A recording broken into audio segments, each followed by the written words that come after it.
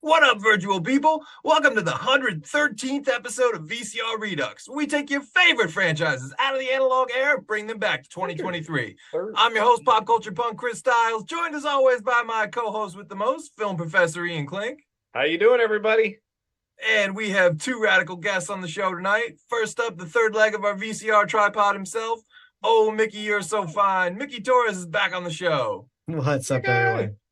And rounding out this righteous crew, he runs the most important physical media group on Facebook, the Cult Exploitation and Horror Physical Media Collectors Group.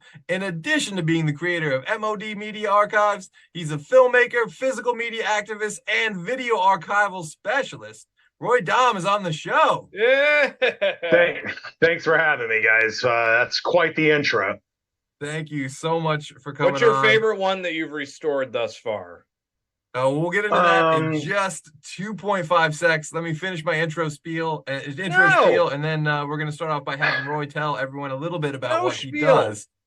Nobody cares what you we think. are here today, probably to Ian's chagrin, to get back in the garbage can, folks, because this world needs Garbage Pail Kids 2 trash talk, and we're here to give it to you. But before we can fart like Wendy Winston, we got a dish on how the Garbage Pail Kids came into our lives and what we love about them. And of course, that goes for everyone watching the live chat as well. Was it Love at First Laserdisc, Vital VHS? Hit us up in the chat and let us know how Garbage Pail Kids came into your lives. So, Roy, before you tell us about the first time you watched this masterpiece of a film, can you tell the folks at home a little bit about what it is that you do? Sure, absolutely. So like you said at the beginning of the show, I actually am in the process of rebuilding a very important physical media collector group on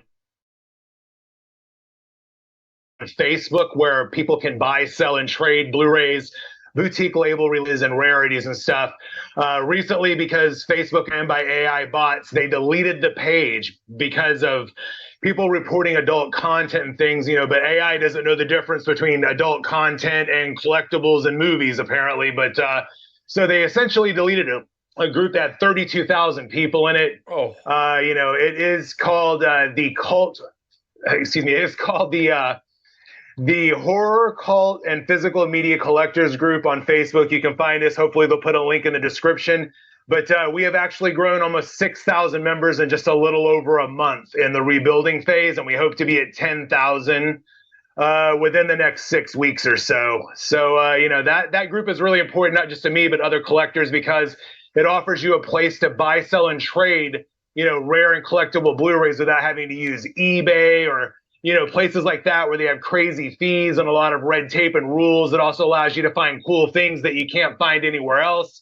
Like you were saying, I actually do another thing on the side. I've been involved in, video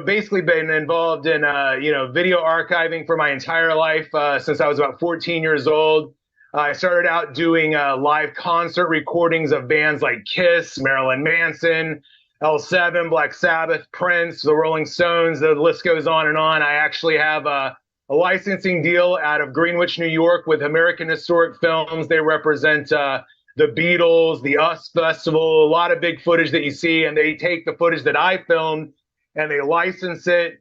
I have a pretty long history of stuff, but, I've basically been involved with, archiving physical media by any means necessary. And that's what the group is about. And we can expand on that more later. I don't want to, take too long here on the show, but let's get to talking about the Garbage Pail Kids, because I actually saw that in the theater. No, you keep talking about what you're talking about. You're doing God's work, sir. I love it. But since you did bring it up, when was the first time you got Garbage Pail? I guess you said it was in the theater. That I'm eternally jealous. Well, actually, I have a little brother, and he's a big film buff like myself. He runs another Facebook group called Cinecrack.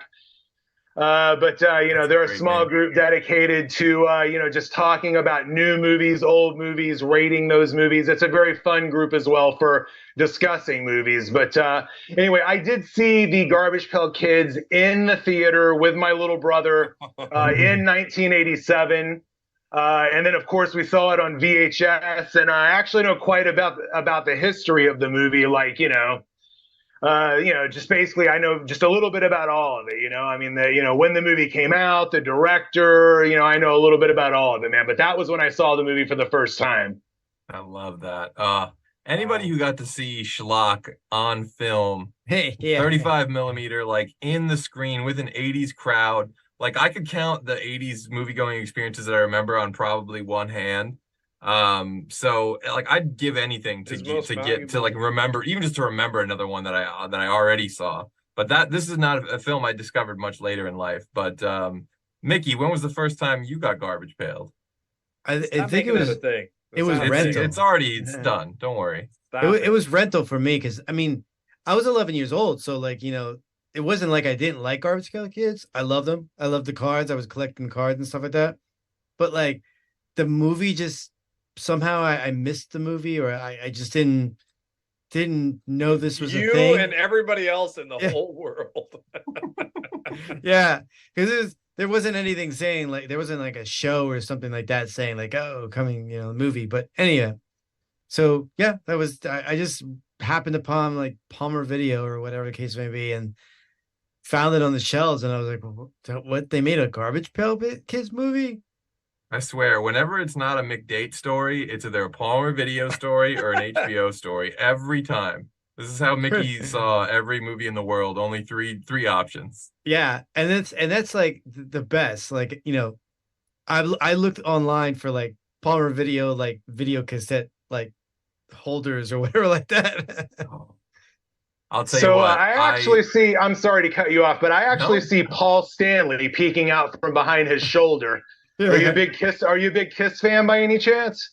Kiss, Prince, yes, yeah. Well, I mean, then you may have heard of the Kiss Vision Remastered series. I mean, I'm not sure if you know this, but me and Gene Simmons have quite the long history. Kiss actually tried to sue me for $7.75 million for copyright infringement. I've actually told the full story on my podcast and several other podcasts, but I couldn't help but notice that you had Paul back there, guys. Sorry about that. It distracted me, man. I'll tell you what. I don't know what it is. I can't get through a day without Kiss like being in my world. It's so strange. They're everywhere. They're like the plague. I have the Kiss Bears right next to me too. I remember watching that Gene Simmons reality show back in the day, like an episode or two, and just thinking like, man, this guy's the biggest prick I've ever seen in my life. Yeah, actually on Gene Simmons' Family of Jewels. It's a long story, but Gene had gotten a hold of a set of Kiss DVDs that I created called the Kiss Vision Remastered series. It was 30 volumes. And he went crazy. He was like, I'm going to stomp the cockroach in my kitchen that is Roy Damm. And like, he was absolutely livid about these DVDs.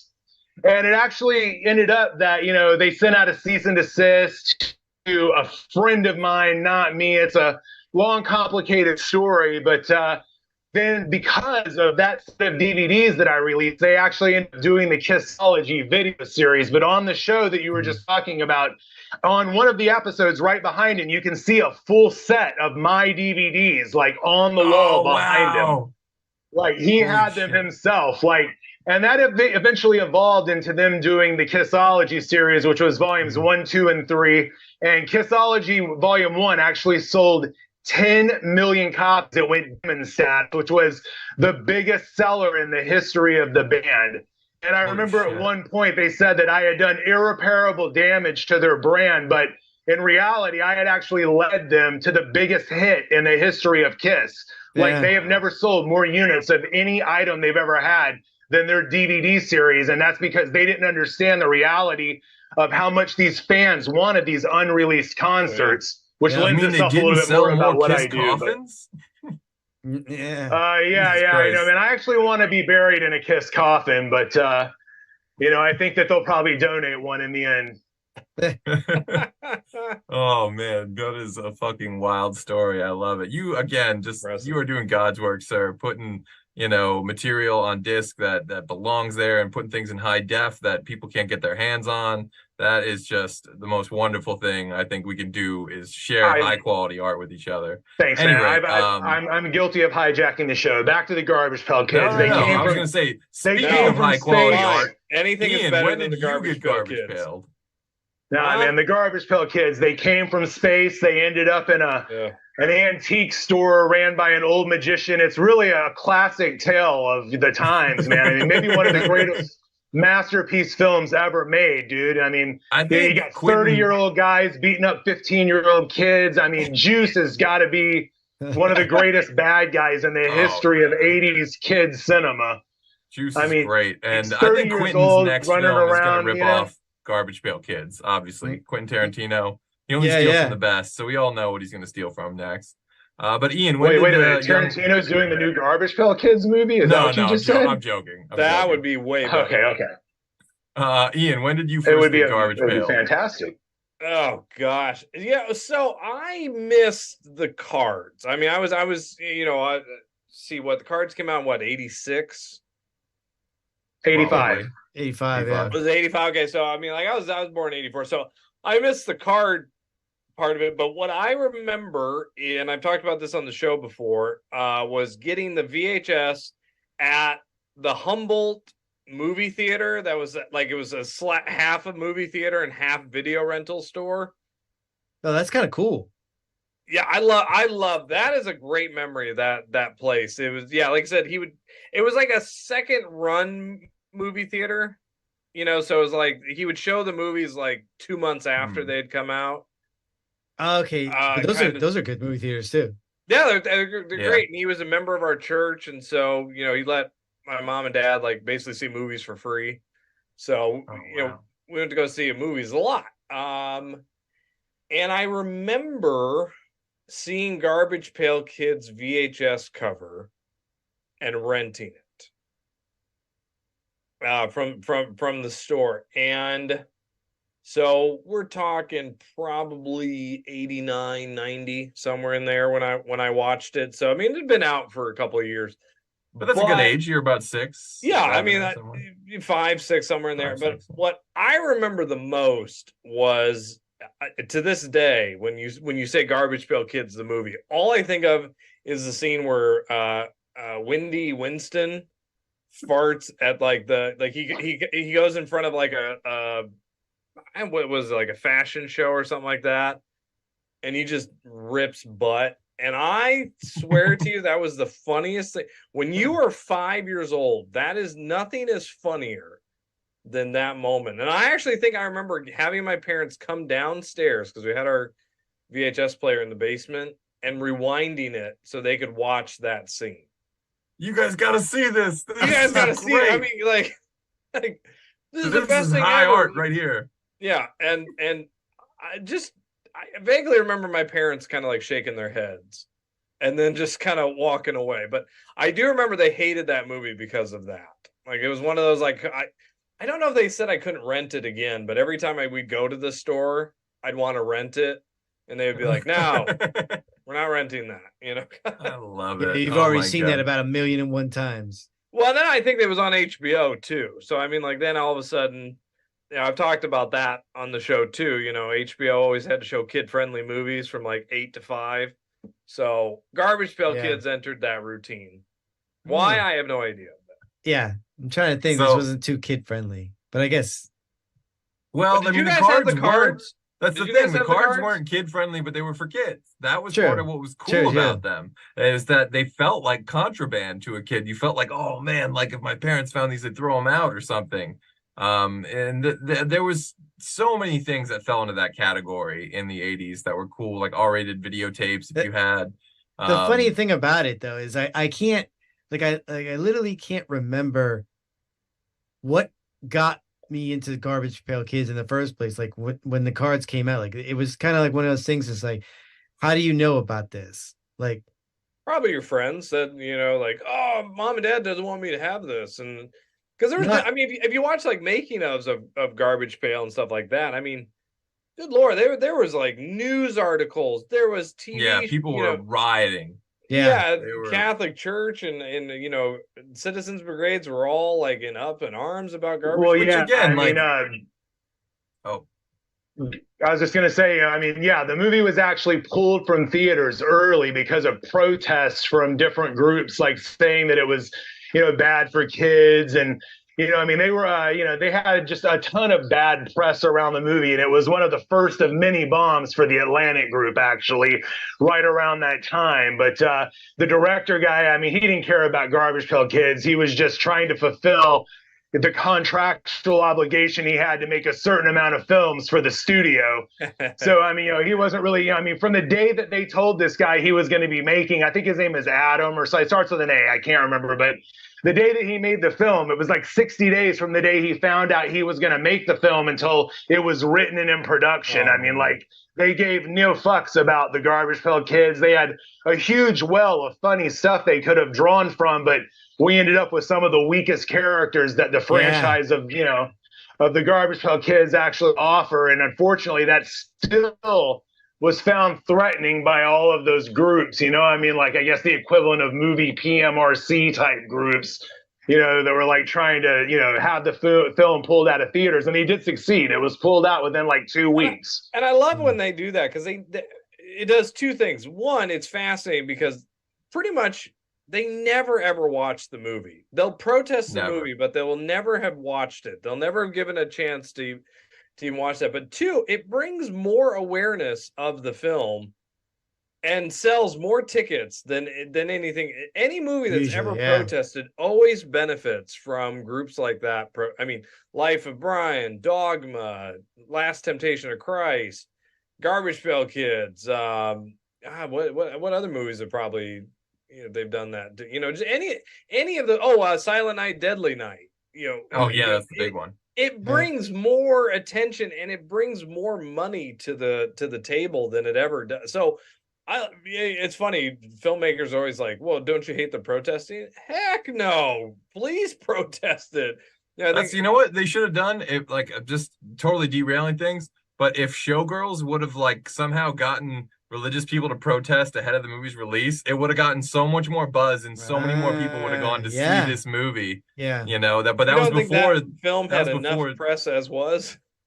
It got some controversy, but it didn't have like people picketing, it didn't have like all these, religious people getting all, persnickety about shit. And then it makes regular people want to go see the movie. Well, it's always if it's kids or religion. I mean, those are the two main ones that really always gets protests. And Life of Brian, I remember watching a documentary and Eric Idle said basically they didn't pay for any advertising in America because the controversy alone, they had it on every news channel every single night, was more than any commercial or trailer could ever have done. You couldn't buy press like that if you had all the money in the world. So they said we didn't spend money, we just let newscasters get upset and we were fine, So I think we I'll get to my first time. Oh, did we lose Roy?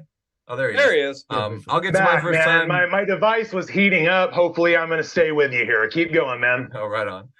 So I'll get to my first time in the garbage pail in a sec. I do want to say hi to everyone in the live chat. I see Gold's Code in there, Angie Saunders, Alex Bonafonte, Xander Mars, Mikey Riffraff. Thank you so much for tuning in, everybody. Let's see. How did you guys discover the Garbage Pail Kids? Some love for the stickers. I see Alex Bonafonte.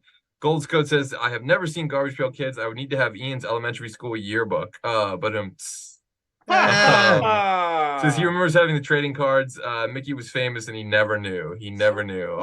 Gold's Code is always good for a roast. What did I do to you people? God. He does it to everybody. He gets me roasted all day. It is what it is. So some love, Alex Bonafonte, in awe, as we all are, of you, Roy, that he loves physical media as we all do. I actually sold my copy of Garbage Pail Kids for like $100 about 6 or 8 months back. It was crazy. People were paying insane money for that with the slipcover, and I actually sold that in the big physical media collector group I was telling you guys about. Oh, nice.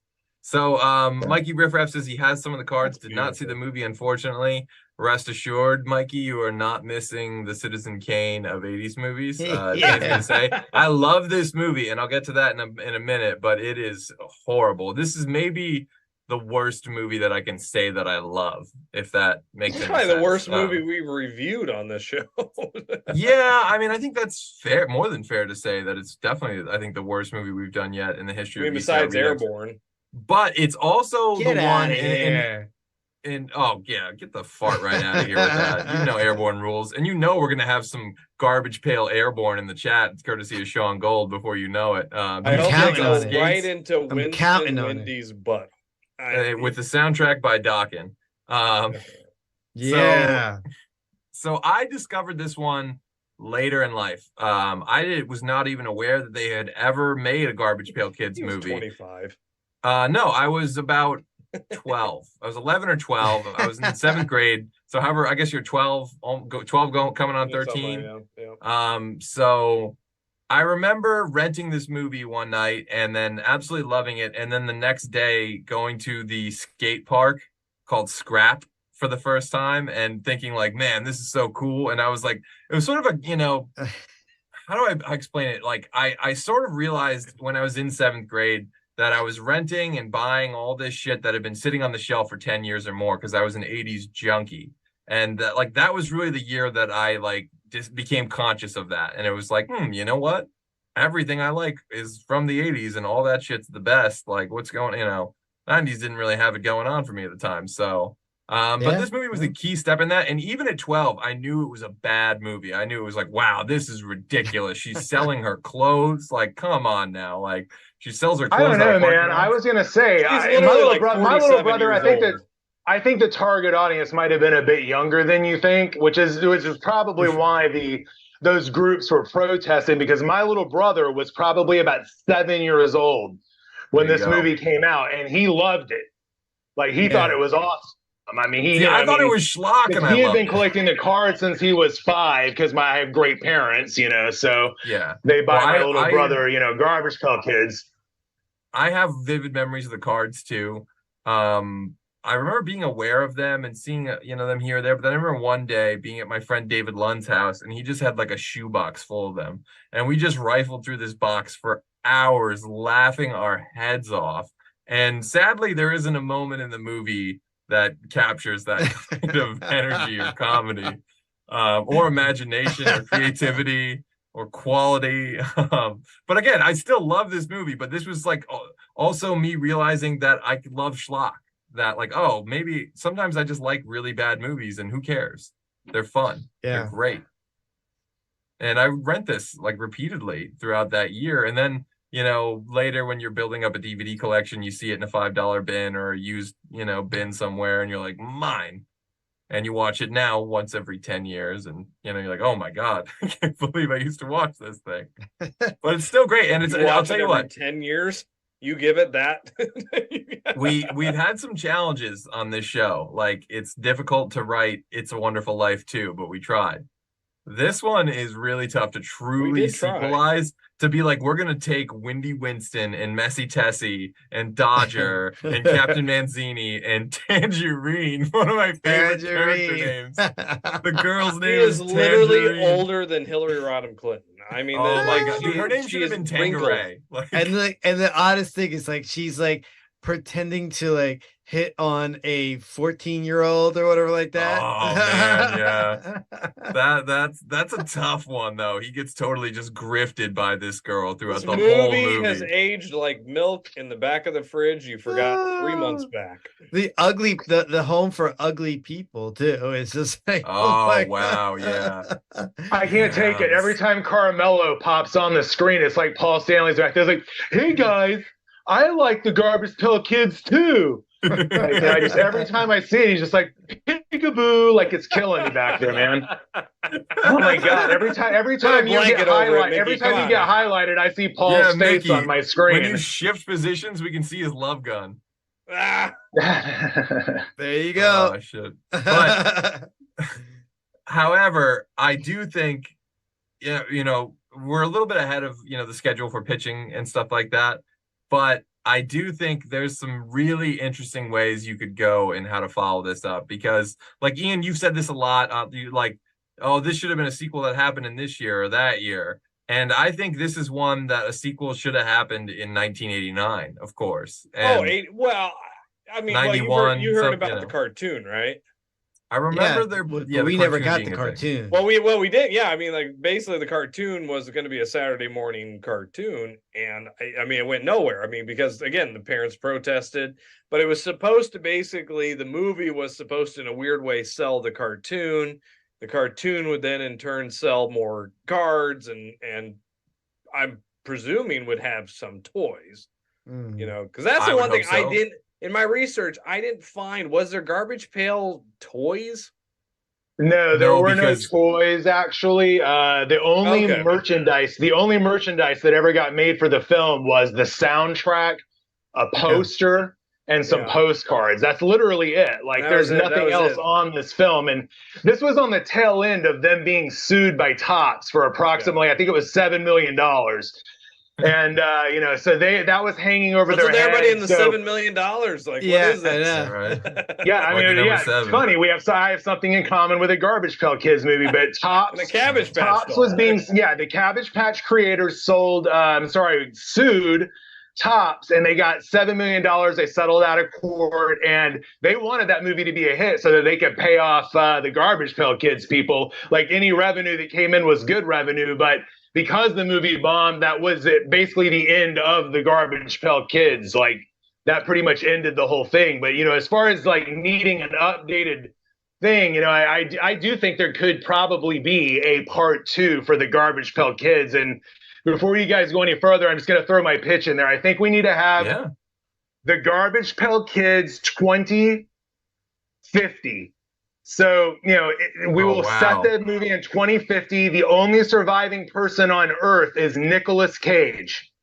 Nicolas Cage finds a garbage can in the desert and releases the Garbage Pail Kids, and then they go on an adventure. I think that would probably be something that would attract the cult movie fans and get Nicolas Cage in the movie, who, you know, is one of the greatest actors of our generation. So there are only 2 actors that you could plug into like any movie and I'd watch it. And one of them is Nicolas Cage, and the other one is Joe Pesci. Like, I'll watch anything Joe Pesci does. That man is brilliant as far as I'm concerned. We'll have Joe Pesci. We'll throw him in it too. Like, old man Joe Pesci would be great with Nicolas Cage. It would be a comedy. It would be the comedy that we wanted back in '87. Well, if you wanted to recast the magician dude, I mean, Pesci could be him.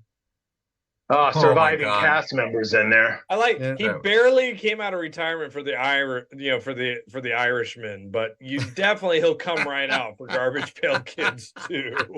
I mean, you got 8 heads in a duffel bag, and you got Garbage Pail Kids the movie. I want Kiss to write the soundtrack for it. I'll tell you what. He can't. For ours, we'll get Gene Simmons in it, and he'll die in the first scene. He'll get farted on by Winston. You do understand that Gene Simmons is indestructible. He will outlive all of us. Oh, him and Keith. Like, at the end, in the end of time, there will only be cockroaches and Gene Simmons. That's it. Yeah. Oh, absolutely. Well, but here's the thing. Imagine how long. This is the great opening. All right. Traveling in space, long shots, right? You get it. Maybe Universal does this movie. And, you know, the Universal thing goes by, and camera kind of pans past the world, and we travel out into space, and all of a sudden we get past all these planets keep rolling on by, and it gets to this little can floating in space, this little garbage can. And all of a sudden the lid pops open, and out comes Winston Windy, who just lets out the longest fart you've ever heard in the history of cinema. I don't care what else happens in that movie. That is going to be a YouTube TikTok hit that will be heard around the world. Yeah, it'll be the shot heard around the world. It will definitely get the get the protesters out. They'll be analyzing it like back and I don't need any more. I don't need any other movie. I don't need any part of the movie. I just need that scene. That's it. You can roll credits then. I don't care. I wish we lived in a world where the Garbage Pail Kids made as many movies as the Muppets. and they took off the way that they were like supposed to. That actually Like I would want, be great. I want like like that you just pitched, Garbage Pail Kids in space or the future or whatever. Yeah. I want like a Garbage Pail Christmas Carol. I want Garbage Pail Kids Take Manhattan. I want Garbage Treasure Garbage Island. I Pail want them Kids to do Christmas. everything. If you That honor the characters would- right, That if you would honor the be characters properly, like I amazing. could pitch this all day. I could pitch That a would be multiverse awesome. of Garbage Pail Kids movies. No, stop the Um, multiverse crap. No more. No more. Well, multiverse. I agree, We're but done with because multiverses. it's I agree, but because it's a way to make fun of today. Like Garbage Pail Kids is a great satire, in my opinion. And the way the cards succeeded was they took something that was like ridiculous and everyone was eating it up, the Cabbage Patch Kids, and they just took a big shit right on it. They just farted right in the face of the Cabbage Patch Basically. Kids. And They that Winston Windied it. rang a chord with society. People were like, yeah, fuck those Cabbage Patch Kid things. And also, this is hilarious. And this is great artwork. And this is funny. This is who we are. So I think if you captured some of that, you could really do anything with these movies. But I do want to hear what people in the live chat think. If there are any pitches. I know there's not as many people tuned in live for the Garbage Pail Kids episode as there were for Goonies last week. But I've been pushing for this for a long time, folks. I just love the Garbage Pail Kids. And He I would really love has. to see it done properly. I've really been trying to do this since like episode He's 1. a sick man, people. I am. They just got tired of me asking and they caved and let me do it. But I do think, okay, so I know you hate the multiverse and the meta approach, right? But I don't hate. I meta. don't hate it. I don't hate it. I like so- meta. It's just multiverse. It's too easy. okay, well Everybody's doing multiverse. That's- I agree. I But before really do believe this. I really do. I have to say it. I think multiverses is what's making these movies bomb. You know, the Marvel movie is really taking a hit ever since they went to multiverse. It really is. I mean, well, DC was a multiverse movie and that bombed DC. too. And it bombed, that's what I'm saying. Guardians was and it didn't bomb. So Indiana Jones bombed. It has nothing to do with the multiverse. So yeah, but it has time travel. I mean, come on, it just Indiana Jones. at any rate, what are we talking about? Garbage Pail Kids. So okay, before I get to my multiverse, Harrison Ford classic, in the AFI list. Garbage Pail Kid movie. Yeah.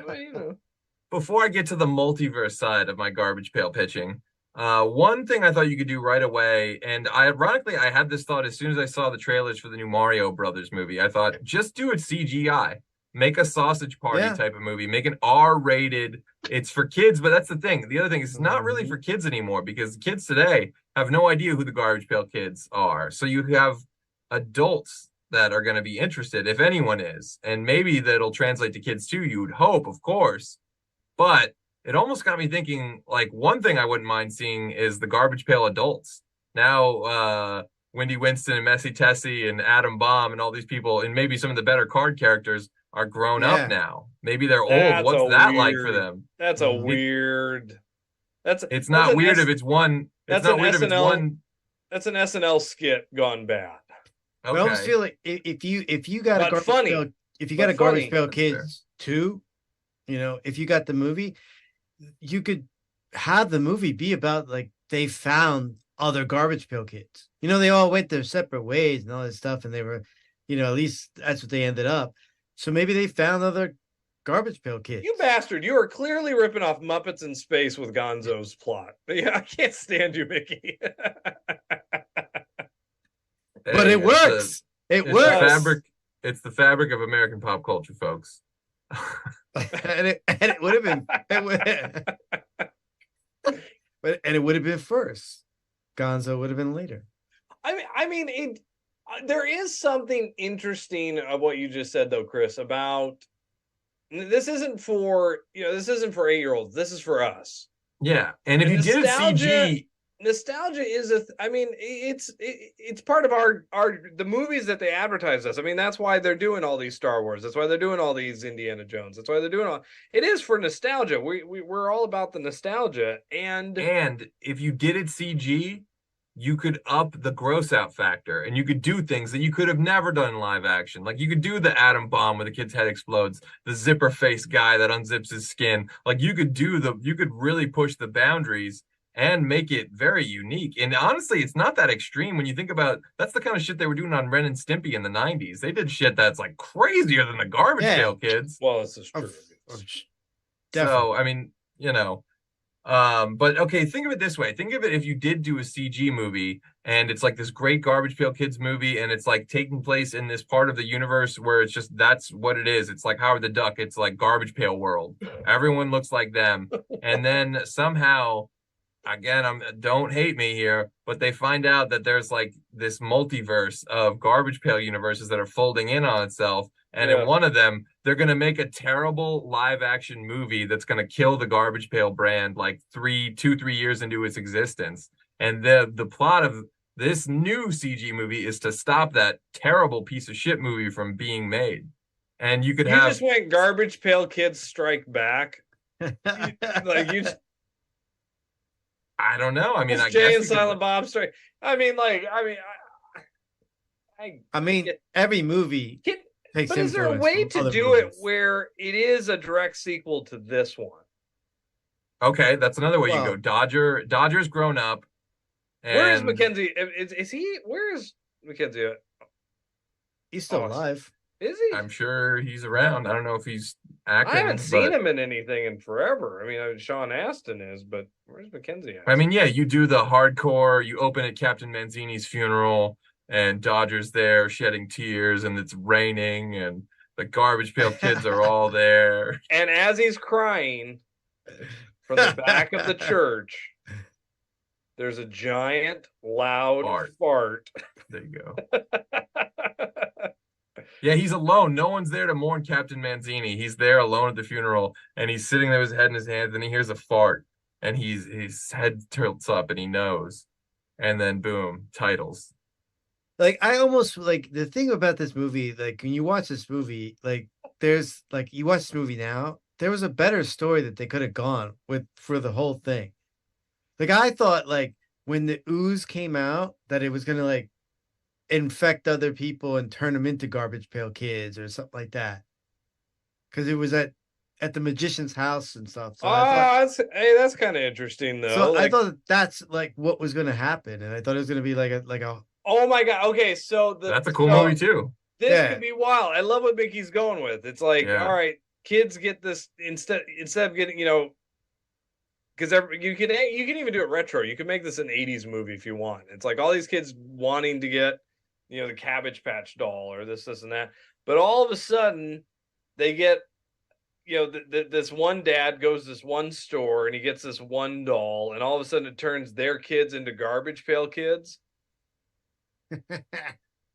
And it's like almost like a journey movie where they have to figure out like how do we unchain like Susie all of a sudden turns into, you know, Winston. It's like Season of the Witch. What are the other ones like? Wendy, Winston, Greaser Greg, Messy Tessie. Chessie, like Tiffany turns into Messy Chessie, you know, all of a sudden, you know, and it's like their parents are like, oh god, get away, and it's like they know that they're who they are. But now, you know, they're getting made fun of. They're you know, they're all gross, and you know, I totally swore that Tangerine was going to turn into a Garbage Pail Kid. Like I'm sitting there going like, oh, she's going to. Tangerine turned into the DMV and got an AARP card. That woman was freaking 500 years old. Good Lord, like for 1,000 years have I worked this valley. No Nicolas Cage, no movie. That's all I'm saying. No Nicolas Cage. No matter what, I want Nicolas Cage in the movie because I think he does have the balls. He would. We could get Arnold. Arnold might be kind of fun too, because old man Arnold is a lot different than, you know, action hero Arnold. So, I also thought it would be cool if then you get Danny DeVito as a Garbage Pail you mix Kid. all these things together. And like, say you did the CG one and you have Arnold, because then you could have young Arnold and you could have younger Nick Cage. And say you did that and you set it in the 80s, but somehow I also thought an interesting plot for the movie would be that the Garbage Pail Kids are getting canceled. You know, society's canceling them. Like, you could bring it into today a little if you're bit. doing it now. And like, so it's like Garbage Pail Kids versus cancel culture, or I also thought it'd be interesting.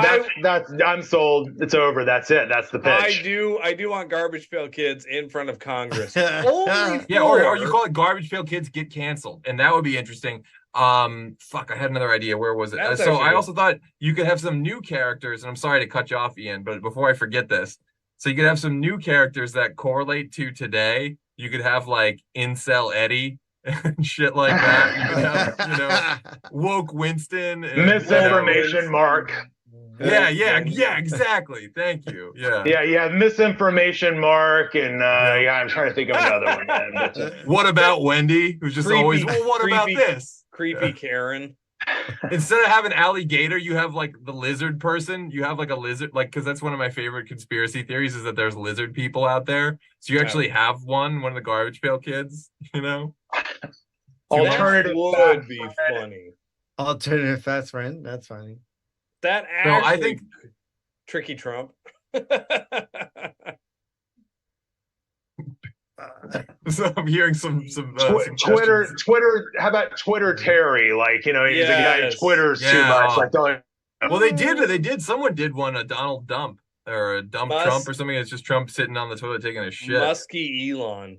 Oh, that would be pretty good. You could do this. And another thing I thought would be interesting, what if the people who are gathering to cancel the Garbage Pail Kids are all just washed up, opportunistic B actors, people like Jamie Kennedy and stuff like that. They're like, something's got to be done about this for our kids. So it's like they, you know, you almost have this endgame style battle at the end where like the Garbage Pail Kids are fighting some of the most, like, you know, mention their, you know, Jonathan Taylor Thomas, Jamie Kennedy, just people who you haven't seen in decades. Is that too far? Am I just jumping the shark? Man. That's like, I love JTT, but like, get the man a job. Get the man a job and let him work on this movie. Yeah, but I don't know if he wants to be in the Garbage Pail Kids. I don't think anybody wants to be in the fuck else is he doing? I mean, I don't know. I think he like rather like call up Tim Allen and go like, you got anything for me? I do appreciate that this is the closest Chris has ever gone to a political movie, and I love every ounce of this. Just because I feel like you have to have the balls to go for stuff like that. You have to have the guts to scratch a nerve. It's the Garbage Pail Kids. Well, we don't want to to take this too far in any one direction because we don't want it to end up like the new movie, The Sound of Freedom, which ironically enough, freedom apparently sounds like conspiracy theory. So we don't want the Garbage Pail Kids 2 to turn into like the QAnon film. So no, but we definitely got to tone down the elements. But you know, definitely we could have like rescuing children, Twitter Terry who lies to the universe or whatever. I mean, Garbage Pail Kids were a mirror pointed back at us that was a satirical mirror. It was just like, look at how stupid we are. And that's what I think they should always be, and just bring it up to today. You make fun of everybody equally, just like South Park People have does. never been more stupid than they are today. You're correct. Now is the time for this film. You make fun of everyone on both sides and all things equally, and I think it could be great. And, you know, it could be the type of thing that gets us all laughing about ourselves again. And I think, you know, God damn it, this Garbage Pail Kids movie could really serve a higher purpose. 2 is going to basically be the Bill and Ted song that heals the world. You goddamn right it is. Could be. You never know. You know what? Wendy Winston's going to fart his way right into America's heart. I do want a scene in Congress where they are saying like a great speech, right? One of those Mr. Smith goes to Washington speeches, and when he pauses to cry in the back of the Congress, there's a loud fart. That could be interesting too if you think about it, like Garbage Pail Kids. I know you hate multiverses or whatever, but they could go to it. It doesn't have to be a multiverse. It could be a one universe. They go to another world like theirs, but it's divided the way our country is. Everyone's like at each other's throats, and like these classic Garbage Pail Kids aren't gonna like handle that, aren't gonna have that. So they kind of, you know, satirize all these extreme characters on this other place or this from wherever. And again, that's where you have, you know, Woke Wendy and Incel Eddie and Twitter Terry. Going off your CGI approach, what if there's a world, right, in this one movie world where it is literally Cabbage Patch dolls are taking over their world, And so now you have a battle of Cabbage Patch Dolls versus Garbage Pail Kids. We can make it like 300. Like we'll have like two sides clashing in slow motion. Yes. The Garbage Pail Kids can kill all of the Cabbage Patch Kids. That could be a masterpiece as well. I love that. We've gone in so many directions. I hope somebody's writing all this shit down. Well, it's going to be on the internet forever. So we copyright. But if there's a world where there's a Barbie, there's a world where there's garbage, Garbage Patch Dolls. Thank you. Like it's possible, and I want just a scene where again, Wendy Winston just rips ass and just all the hair. Wait a minute, she's gonna, just blows in the wind. I think they should meet the president after they save the world, and they fart on the president. They fart on Joe Biden. Be great. I think what we should do is start a thing where everyone who watches the show should start sending him fart sounds every day on his social media. Like they should post, fart sounds, because that seems to, everyone send your farts to Ian. Yeah. Somebody out there. Everybody who's watching this, send Ian fart sounds daily, because that is the epitome of.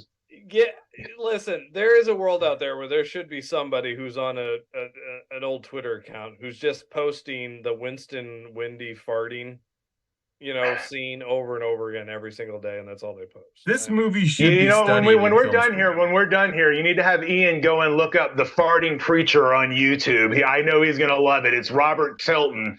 If you don't know, now you know. Oh my gosh, this is amazing. Yeah, the farting preacher, Robert Tilton. Write that down. I know we're still in pitching, but like I will say this about Garbage Pail Kids, the movie. It does not pretend to be something it is not. It lets you know right away, this is what this movie is. We are not pretending to be something more than what we are going to be. Like, it loves to be itself. And I can give it kudos for that. That is fairly true.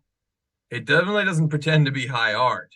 But there was a movie theater where it was Garbage Pail Kids the movie over here and The Last Emperor over here, and Garbage Pail Kids were like, we're okay.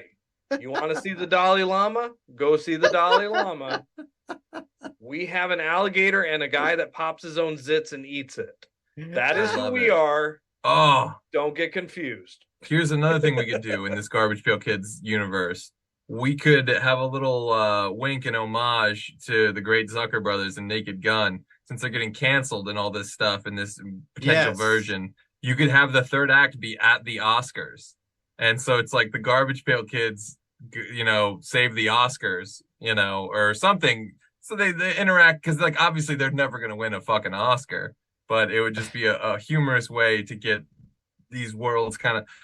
I think that's where like comedy happens. It's people in places they don't belong, or they're out of their element. Like that's some of the. I do want a scene where Meryl Streep gets her 5th Oscar, and she goes up there. She gets to the mic, and what's going to happen when she gets there? Right before she speaks, Wendy Winston lets out a loud fart. So Ian just wants the Wendy Winston solo movie. That's all I want. I literally want everything to be ruined by Wendy Winston. Like that. What if you did like the Marvel universe, the GPKCU, the Garbage Pail Kids cinematic universe, and you start out with solo films. You got Greaser Greg rumbling in the 50s. You got Wendy Winston farting his way through the multiverse. You got fucking alligator eating everyone's toes. I mean, first of all, that is Quentin Tarantino. He's the only thing that's been more obsessed with feet than Tarantino is alligator. So I'm just saying, coincidence? I think not. I think not. Oh man, solo movies would be awesome. It would be great. Messy Tessie in a rom-com. Oh, with Zac Efron or something. It would be great. Oh. Just well, whatever. Insert, male lead. I don't care who it is. It would just be hilarious. Messy Tessie in a rom-com with Ben Affleck. It's the new Geely. Yeah. Geely with Garbage Pail Kids. I'm telling you. Oh, be fucking brilliant. Oh, so there are some pitches in the chat. Wow, I didn't think it was going to happen. Gosh. Wait a minute. Before I get to the pitches, Xandra Mars in the chat, who has not seen this movie, says, I just picture the Garbage Pail Kids have secretly taken over all the stupidly overpriced designer fashion labels that have runway shows with obnoxious clothes and accessories that make no sense. That is the first movie. So congratulations. Yeah. You can picture with Wendy Winston farting. I mean that is Wendy Winston farting, yes. That's what it is. But Alex Bonafonte asks, is cancel culture like the Babadook? I can't find a single photo of him. Travis Mitchell says, Garbage Pail Kids, the lost kids who are vampire kids who hunt and eat people. So Wendy Winston has to eat a bunch of garlic and then fart them all out. Oof. I like that. Garbage Pail Kids scared stupid. You can take anything that Ernest did, Garbage Pail Kids can do. They go to school, they go to jail, they go to camp, they go to Africa, they ride again, they slam dunk. Dude, slam dunk Garbage Pail Kids? I don't like that. Talk about Garbage trash Pail talk. Kids go to Africa. I hate you, Chris. Ernest went there. They can go to the army. Oh, fucking Greaser Greg in the army would be great. That's how you do the solo movies. You put everyone in their most ridiculous Ernest or Muppets or whatever kind of movie. You just adapt a certain kind of pre-existing movie that would be ridiculous to put them all in. I feel like Greaser Greg would be in jail. He'd be like in jail. Or he could be in Rebel Without a Cause. Yeah, or like it'd be like Jailhouse Rock. Oh, okay. Oh, yeah. Crybaby Jail. Okay. Yeah, I like it. Yeah, that too. Oh. Yeah, Greaser Greg, just remake Crybaby with Greaser Greg and I'm there. That's all you have to do. Yeah. And get John Waters. Oh God, get John Waters in a cameo or anything. Let him direct one of these and let him do whatever he wants. That's the guy you need. The only two people is John Waters and James Gunn that I think could really do this. Mm-hmm. And you'd never get James Gunn now. So, but there are more pitches in the chat. So Gold's Code, courtesy of Mr. Sean Gold, says the Garbage Pail Kids hear a story about another alien who had a great time on Earth, Meathead. They enroll in summer camp and hijinks ensue. It's Garbage Meat Pail Kids. Wow. Oh my gosh. That one's for you, Ian. You complain about Airborne, but he just gave you Meathead from Meatballs 2. That movie. I do appreciate that. Oh God. You guys are just a strange. I would love to see Meathead belongs in Garbage Pail Kids. So I mean, well, I'll tell you who else belongs in Garbage Pail Kids, and Sean. I'll let Sean Gold tell you. Rather. So Sean Gold has another pitch. Mitchell makes a wrong turn down an alley and discovers the Garbage Pail Kids. They discover rollerblades, and he realizes he has unleashed a threat greater than the preps. It's Paleborn. Ooh. Sean Gold, you have outdone yourself, sir. No, I want Garbage Paleborn. Beautiful. I want Sean Gold to be writing on his computer. Garbage Pail Kids go to the X Games. And that's a great one. And right as he's about to he writes a whole entire thing and he gets very excited. Yo, right as he's about to hit enter. Messy Tessie on the street luge. Because she can grease the wheels with her snot. Greaser Greg on a skateboard because it's tougher than rollerblades. Foul Phil is just grinding away on his skates, on his inlines. Misty flipping. Unity grinding. Anybody even roller skate anymore? Like, is this movie even? No, Grandpa, it's called rollerblading. Inline skating, to be sure. Roller skate. Who gives a wet fart? The point is, does anybody do it anymore? Anybody go to a discotheque these days? I don't know. A couple of Fonzanoons on this show. You know, a little bit of this, a little bit of that. Oh, so here's one I think it's a pitch. Filthy Phil goes back in time and takes credit for all of Phil Collins' music. Oh, Foul Phil, right. Takes credit for all of Phil Collins' music, creating such hits as You'll Be in My Fart, Sleazy Lover, and I Wish It Would Rain Brown. Oh, man, that's great. Gold's Code says Garbage Pail Kids go to the Astrodome. Shit, that's fantastic. And I'm all here for that. They can go anywhere. They go to the X Games. They could go anywhere. I love this. I love all of this. Chris, I hate Westerns, but I would watch a Western with the Garbage Pail Kids. I would. Speaking of Westerns, if you guys want us to do Young Guns on VCR, let us know in the live chat or the comment section. because I'm itching to do Young Guns. It's the one thing I've been itching to do, like Garbage Pail Kids. And you know what I haven't been itching to do? Young Guns 2, which sucks. The point of this is shut the fart up. The point of this is shut up. Nobody understands why he's old at the beginning. Nobody. You didn't, Mickey didn't, Roy didn't. None of us understood it. Like it's out of there. It's well, let me go back to making curly fries on the couch with my dad in 1990 when that movie came out on tape. And let me see. Oh, yeah, you're right. I was like, why is he old, Dad? No, I was like, these curly fries are fucking delicious. Oh, yeah, curly fries are pretty good. We are almost, especially homemade ones. It was such a 90s gadget, like a homemade sushi maker. Yeah. You go to Arby's or you go home, you make a tater twister. It was great. Like, but we are almost out of time. I don't know how well we've pitched Garbage Pail Kids back into action. I think we actually have done a pretty well job. But I do want to let Roy tell the people at home a little bit more about what he does and a little bit more about some projects and things that he's got coming up. Yes, please. Anything so, yeah, to get again, us off this stupid movie. And again, I just want to let people know, if you're a fan of the film Blood In, Blood Out, like I am, you can have this in high def thanks to wonderful people like Roy. So if there's, that particular project or any other ones you want to tell us about, please, we'll hang on there every word, sir. Well, I mean, basically, physical media, as you know, is being pushed to the wayside for streaming services around the world. I mean, their real hope is just to control media so that you have to pay every time that you watch a film. So physical media collecting has never been more important. So, that's what the Physical Media Collectors Group is all about. It is, again, called the Cult Exploitation Horror Physical Media Collectors Group. It's a very long title, but if you go on Facebook, you look for us, you find us, you come there, and we believe in the preservation of physical media by any means necessary. You can learn a lot more on the page.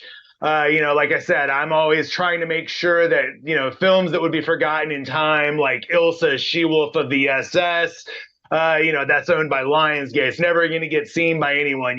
Fans are going to have that whether they like it or not, and we just want it to be in full HD quality. And if they're not going to give it to us, we're going to find a way to manufacture and make it full HD quality ourselves. So, with that being said, if you find me, I'll find you. But, I'll definitely have what you're looking for when you come and find me on social media. And literally, folks, do you have Meatballs 3 summer job on high def? That one. Do I have what? But I'll tell you what he does have.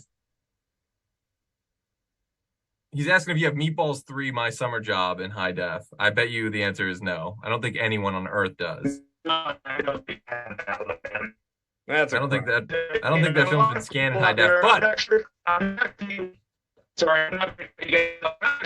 been a ton of me charge exactly what I'm talking about. How major companies are leaving money on the table and leaving physical collectors, which used to be the bread and butter.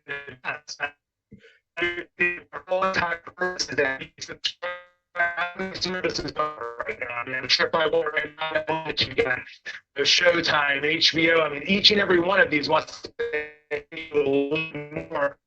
They want to control the content, alter the content. The French Connection. Disney is the number one culprit. One of the movies that you were speaking on, which was Blood In, Blood Out, that's actually owned by Disney. So what a crime that's not coming out. I'm sorry? Yeah, they will never release that they own Slums of Beverly Hills. They will never release that, even though Alan Arkin just fucking died. There's just certain movies like Boxing Helena. Countless projects. Julian Sands just died, and we still can't get Boxing Helena on streaming. What the fuck is wrong with the world? You're gonna trust them to make your choices? You're gonna let the studios and the corporations pick your blockbuster night? Fuck no. A lot of A lot of fans are kind of mixed. It's down the middle. You've got people that support unofficial releases, and you've got people that don't support that. They think it's stealing. They think it's this. They think it's that. But if you're realistic and passionate about film preservation, you will understand, just like I said, these major news outlets are actually putting stories out saying that the people that are archiving in the same manner that I do are being called helpers by the industry. I mean, I literally have people that are, have made films for Paramount that come to me to get things that they can't get, because just because you make a movie for Paramount doesn't mean that they hand you the keys to the vaults and say, hey, why don't you come in and get yourself a copy of Blood In, Blood Out? Doesn't work like that. I mean, even people that work on these films can't get these films. I mean, they're trying to suppress, art. And the way I look at it is this. I mean, you can call it stealing, you can call it what you want, but in most cases, people that made these films have been paid on them 10 times over. In many cases, these properties are 30, 40 years old. They've been milked. Everybody that was involved in those projects got paid. But, I mean, in reality right now, what they want to do is just make things disappear. And you can't have that. I mean, fans are always going to want to have this stuff, and it's always going to exist. And like I said, they're calling customs creators and underground media archivers heroes to the industry right now. And I don't know if you agree with that or don't agree with that. But like I 100%. Said, we are looking to preserve art, because once you release a film and you've been paid on it, it kind of doesn't belong to you anymore. At some point, it belongs to the universe that embraces it. I mean, do you think people would really be talking about the Garbage Pail Kids movie if it wasn't for people like us keeping it alive? It would be gone, lost in time, I mean, that might not be the best example, but there are countless films that are within. If it got lost, I don't think a lot of people would cry over it, but that's. I'll tell you what. Between Garbage Pail Kids, movies like Blood In, Blood Out, Stepfather 3, we're bringing you all the hits. In fact, we should do a Stepfather episode of VCR. Oh, I do Stepfather. Yeah. I love it. I love it. Fuck the remake. Fuck that shit. But I do want to say before we close it out, there is now he takes a stance on remake. I'm done. There is one more pitch in the chat, and I just would be remiss if I didn't read this because it's so good. Travis Mitchell says, the Garbage Pail Kids are quarantined in whatever city they're in, leaving it up to the one-eyed badass, new kid, snot pissed skin, to infiltrate the city and save everyone from the evil Dookie. Ooh. Just take my money. Dookie. Garbage Pail Kids escape from New York. Fucking chef's kiss. Perfect way to wrap up this episode. So before we say goodnight, Ian, Mickey, anything you guys got going on you want to let the people know about? Or just summertime, taking it easy, follow you on social media? Summertime, yeah. All right. Well, that being the case, you Fandom fans might want to come back next Wednesday at 9 p.m. when life moves pretty fast for our Ferris Bueller's Day Off episode. As always, if you enjoyed this video, the best way to help is to smash that like button and leave a comment telling us what movie or TV franchise that you want us to cover on a future episode of VCR Redux. And since you're already doing that, you might as well go ahead and like, subscribe, and follow Fandom Spotlite, the Howl 9 Network, and Pop Culture Punk. Till then, back up those Betamax, rewind those Laserdiscs, and we'll see you at the movies.